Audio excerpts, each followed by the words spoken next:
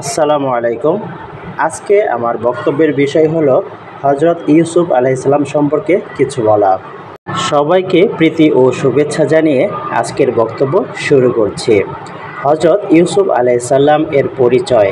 হজরত ইউসুফ আলাইহিসসালাম ছিলেন আল্লাহর নবী। তার পিতার নাম হজরত ইয়াকুব আলাইহিসসালাম আর মাতার নাম রাহিলা বিনতে লাবান। তিনি হজরত ইয়াকুব আলাইহিসসালামের একাদশতম পুত্র। শারীরিক গঠনে অপূর্ব সৌন্দর্যের অধিকারী আর ব্যবহারে বিনয়ী ও উত্তম চরিত্র গুণে গুণান্বিত। পবিত্র কোরআনে হজরত ইউসুফ আলাইহিসসালাম এর কাহিনীকে আহসানুল কাসাস, সর্বোত্তম কাহিনী বলে আখ্যায়িত করা হয়েছে। যখন ষড়যন্ত্রের কবলে হজরত ইউসুফ আলাইহিসসালাম, হজরত ইয়াকুব আলাইহিসসালামের স্বীয় পুত্র হজরত ইউসুফ আলাইহিসসালামকে অনেক আদর করতেন। এতে হজরত ইউসুফ আলাইহিসসালামের সহোদর বিন ইয়ামিন ব্যতীত অন্যান্য বৈমাত্রেয় ভাইয়েরা তার প্রতি ঈর্ষান্বিত হয়। তারা তার ব্যাপারে ষড়যন্ত্রে লিপ্ত হয়। পিতা হজরত ইয়াকুব আলাইহিসসালামের অনুমতি নিয়ে একদিন তারা তাকে খেলার কথা বলে নির্জন একটি মাঠে নিয়ে যায়। সেখানে তারা তাকে মারধর করে একটি গভীর কূপে নিক্ষেপ করে। বাড়িতে ফিরে এসে তার পিতাকে বলে, আমরা যখন খেলাধুলা করছিলাম তখন একটি বাঘ এসে তাকে ধরে নিয়ে যায় এবং খেয়ে ফেলে। দেখুন, এই যে তার রক্তমাখা জামাকাপড়।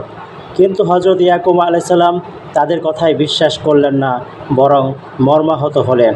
তিনি ক্রোধ প্রকাশ না করে ধৈর্য ধারণ করে বললেন, ধৈর্যই শ্রেয়। তোমরা যা বলছ সে বিষয়ে একমাত্র আল্লাহ আমার সাহায্যস্থল। একটি বণিক দল ওই কূপের পাশ দিয়ে মিশরে যাচ্ছিল। আল্লাহর ইচ্ছায় দলটি কূপের ধারে এসে থামল। তারা পানির জন্য কূপের ভেতরে বালতি ফেললে হজরত ইউসুফ আলাইহিসসালাম বালতির রশি ধরে উপরে উঠে আসেন। তারা হজরত ইউসুফ আলাইহিসসালামকে দেখে বিস্মিত হয়ে বলল, কী সুখবর, এ যে এক কিশোর। অতঃপর তারা তাকে পণ্যরূপে লুকিয়ে রাখল। তারা হজরত ইউসুফ আলাইহিসসালামকে মিশরে দাস হিসেবে বিক্রি করে। মিশরের শাসক আজিজ তাকে স্বল্প মূল্যে মাত্র কয়েক দিরহামের বিনিময়ে ক্রয় করেন। তিনি হজরত ইউসুফ আলাইহিসসালাম এর সৌন্দর্যে মুগ্ধ হয়ে তাকে পুত্রের মতো ভালোবাসতে থাকেন। হজরত ইউসুফ আলাইহিসসালাম যুবক বয়সে মিথ্যা অপবাদের দায়ে কারাবরণ করেন। তিনি আল্লাহ প্রদত্ত অসাধারণ মেধা ও বুদ্ধিমত্তার দারুণ ক্রমান্বয়ে কারাগার সকলের শ্রদ্ধা পাত্র হয়ে ওঠেন। তিনি স্বপ্নের ভালো ব্যাখ্যা করতে পারতেন। একদিন মিশরের বাদশা স্বপ্ন দেখেন 7টি সুস্থ সবল গাভীকে 7টি দুর্বল গাভী খেয়ে ফেলছে। তিনি আরও দেখেন 7টি সবুজ শস্য শীষ এবং 7টি শুষ্ক শীষ। তিনি এই স্বপ্নের ব্যাখ্যার জন্য রাজদরবারের জ্ঞানীগুণী ও পণ্ডিতদের ডাকেন, কিন্তু কারোর ব্যাখ্যা তার পছন্দ হয়নি। বাদশা খবর পেলেন কারাগারে এক যুবক আছেন যিনি স্বপ্নের ভালো ব্যাখ্যা করতে পারেন। অবশেষে বাদশা হজরত ইউসুফ আলাইহিসসালাম এর নিকট স্বপ্নের ব্যাখ্যা জানতে চান।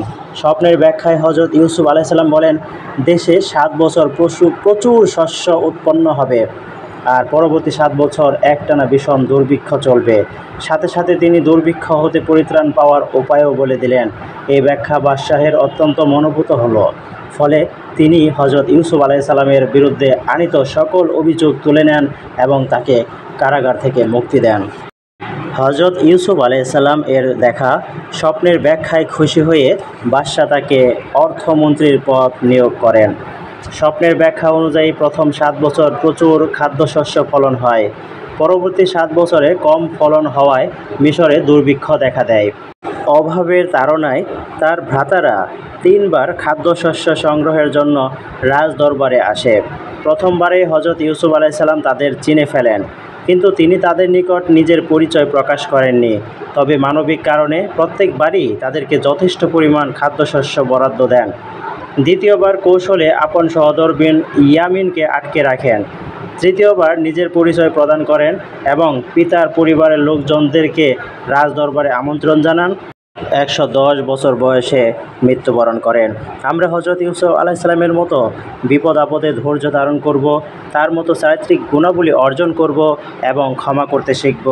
এই বলে আমি আমার সংক্ষিপ্ত বক্তব্য এখানেই শেষ করছি। আল্লাহ হাফেজ।